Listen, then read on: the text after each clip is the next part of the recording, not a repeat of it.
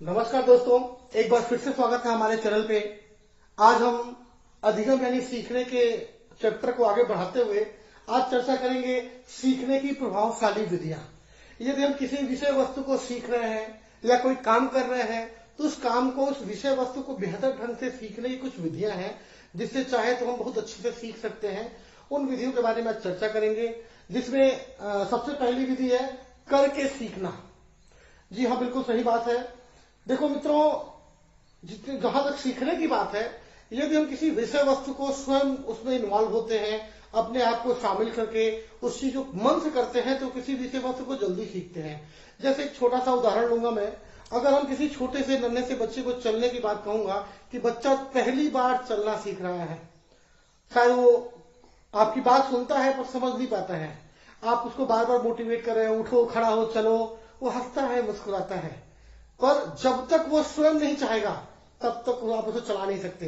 कितना भी मुंह से बोल के मोटिवेट कर लेंगे छोटे बच्चे को, लेकिन जब तक वो स्वयं अपने अंदर हौसला नहीं बनाएगा, खुद अपने पैरों पे खड़ा नहीं होगा, तब तक वो चल नहीं सकता। इसलिए बच्चे को चलने के लिए सबसे पहले खुद अपने आप में प्रयास करना पड़ेगा, खुद करना पड़ेगा। एक दूसरा उदाहरण अगर लेते हैं, मैं बात करूंगा तैराकी की। तैरने की बात करूं, पानी में तैरना है, आपने आदमी को खूब सिखा दिया।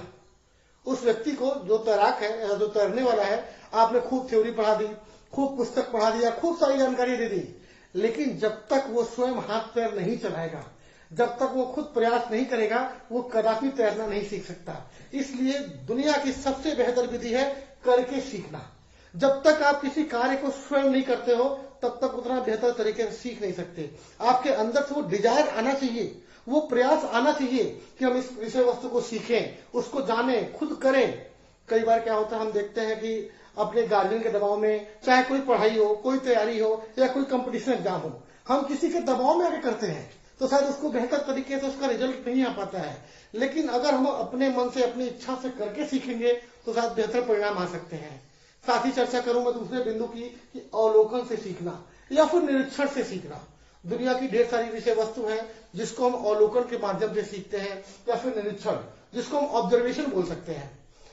अगर छोटे से उदाहरण की बात करूं तो जब बिटिया पहली बार रोटी बनाना सीखती है तो वो अपने घर में माँ को देखती है कि मेरी माँ आटा कैसे गूंथ रही है, उसमें लोई कैसे बना रही है, फिर रोटी कैसे बेल रही है, उसको तवे पे कितनी बार पलटना है। उस चीज को 5 बार 10 बार देखती है, रोज रोज घर में देखती है, और देखने के बाद वो करने का प्रयास करती है। रिजल्ट भले ही 1 बार 2 बार 3 बार में आए, लेकिन धीरे धीरे वो करने का प्रयास करती है और धीरे धीरे सुधर जाता है। अगर हम दूसरी बात करें कि अवलोकन करके सीखना, आप अच्छी स्पीच बोलना चाहते हैं, आपके मन में ढेर सारी बातें हैं पर आपके अंदर कॉन्फिडेंस नहीं आता है, तो उस समय आप क्या करते हैं, अच्छे अच्छे लीडर्स की मोटिवेशनल वीडियो देखते हैं, उनकी स्पीचेस देखते हैं, उनकी बातों को सीखते हैं और अपने अंदर आत्मसात करते हैं। और फिर वही बात करके सीखने वाली क्या आती है, उनका अवलोकन करने के बाद, अच्छे अच्छे लीडर की बातें सुनने के बाद आप खुद करके सीखते हैं तो शायद आपका सीखना बेहतर कहलाता है। अब बात करते हैं तीसरी विधि, परीक्षण विधि से सीखना। अब हो गया निरीक्षण यानी कि ऑब्जर्वेशन।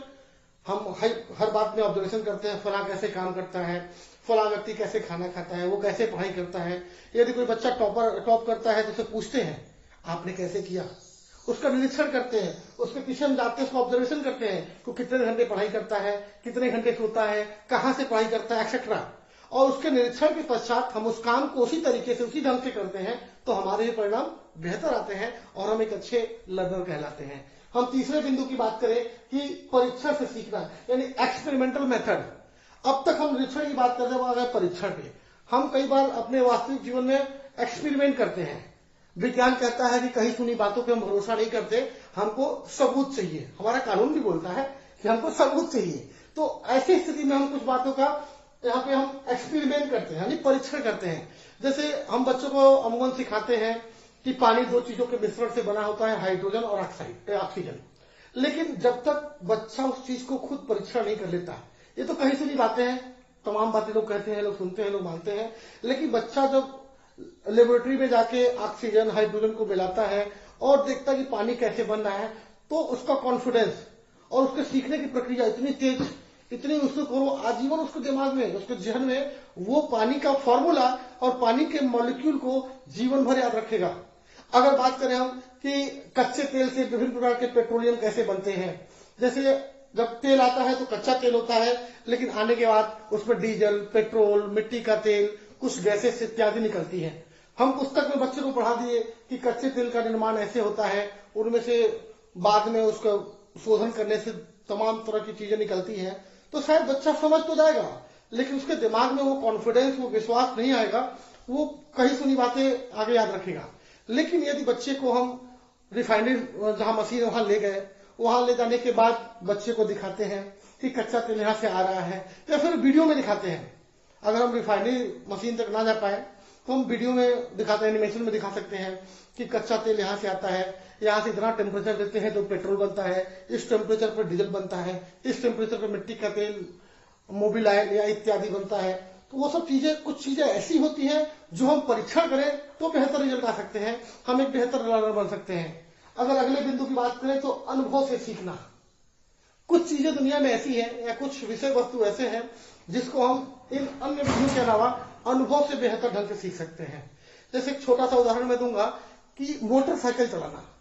जिस व्यक्ति को साइकिल चलाना आता है वो मोटरसाइकिल चलाना बहुत जल्दी सीख जाता है। कारण, क्योंकि उसको साइकिल चलाने का अनुभव होता है। एक साइकिल को कैसे बैलेंस रखना है वो व्यक्ति बेहतर ढंग से जानता है। उसी अनुभव के परिणाम स्वरूप, उसी अनुभव का लाभ लेते हुए, एडवांटेज लेते हुए वो मोटरसाइकिल का बैलेंस रख लेता है। अब उसको गियर और एक्सीलेटर पे ध्यान रखना है, बाकी बैलेंस तो पुराने अनुभव उसके काम आ रहे हैं। ऐसा तो नहीं कि आपको बैलेंस करना फिर से सीखना होता है। अमूमन देखा जाता है कि जो लोग मोटरसाइकिल चलाना सीखते हैं उनसे लोग पूछते हैं कि आपको साइकिल चलाना आता है? अगर आता है तो आप जल्दी सीख जाएंगे। अब एक कदम आगे बढ़े और बात करें कार चलाने के बारे में। अगर आप मोटरसाइकिल, स्कूटर चलाए होते हैं, उसके बाद कार चलाने की बात की जाती है तो आपको थोड़ा सा आसानी होती है, क्योंकि जो मोटरसाइकिल के एक्सीलेटर, ब्रेक और क्लच का अनुभव है वो अनुभव आपके कार चलाने में आता है। ठीक उसी प्रकार कुछ उदाहरण, घरेलू उदाहरण दे तो महिलाओं को रसोई की बात करें तो महिलाएं रसोई में सामान्य खाना बनाना जानती हैं, लेकिन अचानक से कुछ विशिष्ट खाने बनाने की बात की जाए, जैसे घर में सभी महिलाएं चावल बनाती हैं, अगर उन महिलाओं को पुलाव बनाने की बात की जाए तो पुराने अनुभव को कुछ ढूंढेंगी कि चावल में कितना पानी पड़ेगा, पुलाव में पानी भी थोड़ा उतना ही पड़ता, थोड़ा आगे पीछे करके, तो उस पुराने अनुभव के आधार पर वो महिलाएं पुलाव बना सकती हैं।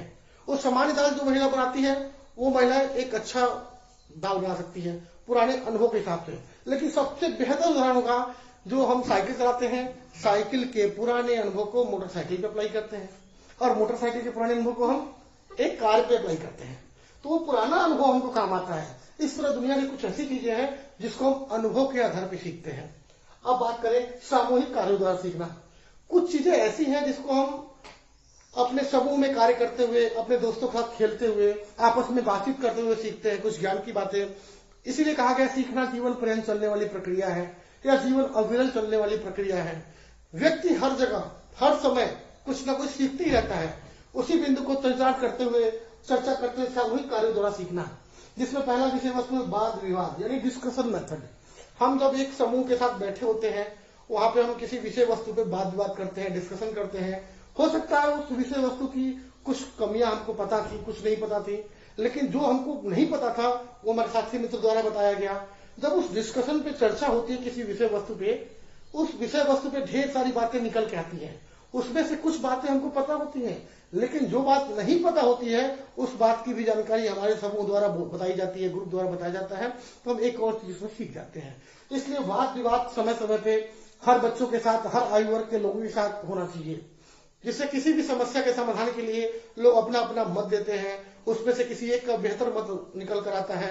यही बात एक अच्छा नतीजा होता है कि जब किसी समस्या में आपके जीवन में जब कोई समस्या है, यदि आप जीवन में किसी समस्याओं से घिरे हो तो हो सकता है वहां पर स्वयं निर्णय ना लें, उस बात को अपने परिवारजन के साथ शेयर करें, बताएं। हो सकता है कि उसी समस्या का कुछ बेहतर समाधान आपके परिवार के सदस्यों के पास उपलब्ध हो, पर आपका दिमाग वहां तक नहीं पहुंच पा रहा है। कुछ ऐसे विषय वस्तुओं को जानने के लिए, सीखने के लिए हम वाद विवाद विधि का प्रयोग करते हैं। अब बात करें उसके दूसरे सहविधि का, कार्यशाला विधि। जैसा कि आप जानते हैं शिक्षा विभाग में या अन्य कई विभागों में समय समय पे वर्कशॉप होता है। अपने कार्य स्तर को, अपने कार्य शैली को और बेहतर बनाने के लिए, अपने स्किल्स को और बेहतर तरीके से डेवलप करने के लिए और बारीकियों को समझने के लिए और अच्छे तरह से सीखने के लिए या एक बेहतर लर्नर बनने के लिए समय समय पे कार्यशाला वर्कशॉप कराया जाता है और व्यक्ति इसमें शामिल भी होते हैं। अब बात करें संगोष्ठी यानी कि सेमिनार। आप सभी जानते होंगे कि किसी विषय वस्तु पे विभिन्न वक्ताओं द्वारा अपने अपने विचार देना एक सेमिनार की कार्यप्रणाली है। सेमिनार में उस विषय वस्तु पर लोग अपने अपने विचार, अपने अपने मत देते हैं, जिससे हमको विभिन्न प्रकार के पहलुओं की जानकारी मिलती है और हम एक बेहतर तरीके से सीख पाते हैं। अगले बिंदु पे बात करें प्रोजेक्ट मेथड के ऊपर, तो इसमें आप आजकल तो छोटी कक्षाओं से ही बच्चों को कुछ ना कुछ प्रोजेक्ट दिया जाने लगा है कि फला प्रोजेक्ट पे आप काम करिए। आपको प्रेशर कुकर बना के ले आना है मॉडल, आपको सोलर एनर्जी का मॉडल बना के ले आना है। अब बच्चे अपने दिमाग से क्रिएट करते हैं कि सोलर एनर्जी को हम कैसे बनाएं, उसमें सोलर का क्या यूज करें, कैसे कैसे सप्लाई करें, कैसे कैसे फॉर्मूले का यूज करें। अब बच्चा उस प्रोजेक्ट मेथड के माध्यम से अपने आप को खुद सोचता है, सर्च करता है, ढूंढता है, लोगों से पूछता है, जानकारी इकट्ठा करता है और जब वो प्रोजेक्ट बना के सबमिट करता है और सबमिट करने के बाद जब उसका प्रोजेक्ट एक्सेप्ट होता है तो जाके बच्चे के अंदर बेहतर कॉन्फिडेंस आता है और बच्चा उसी कॉन्फिडेंस से अगले प्रोजेक्ट की तैयारी करता है। तो ये भी बच्चों के लिए बेहतर विधि हो सकती है, प्रोजेक्ट विधि। और अंतिम विधि की बात करें तो खेल विधि। कई बार क्या होता है कि हम खेल खेल में भी अच्छी अच्छी बातें सीखते हैं। जब एक खिलाड़ी को चोट लगती है तो बाकी सारे खिलाड़ी दौड़ते हुए उसके पास आते हैं। ये क्या है? एक सहानुभूति, एक सिंपैथी, एक लगाव उस खिलाड़ी से, एक प्यार। आपने क्रिकेट देखा होगा, क्रिकेट में जब कोई खिलाड़ी आउट करता है, आपने खिलाड़ी कोई आपके विपक्षी खिलाड़ी आउट होते हैं, आपकी फील्डिंग होती है, सभी खिलाड़ी उत्साह के साथ हाथ में एक दूसरे से हाथ मिलाते हैं, एक दूसरे से हैंडशेक करते हैं, कितनी खुशी होती है। वो एक एकता का प्रतीक है कि हम सभी एक हैं। तो खेल विधि में ढेर सारी मोरल विधियां, ढेर सारी मोरलिटी शामिल होती है, इसलिए आप ध्यान से देखें, एक बार नोट डाउन कर लें, चाहे तो स्क्रीनशॉट ले सकते हैं कि सीखने की प्रभावशाली विधियां हैं। इसके अलावा अन्य विधियां भी हो सकती हैं जिसके बारे में मैं अगले वीडियो में चर्चा करूंगा। तब तक के लिए धन्यवाद। जल्दी सब्सक्राइब करें हमारे वीडियो को। आगे की जानकारी के लिए फिर से मिलेंगे। धन्यवाद, नमस्कार।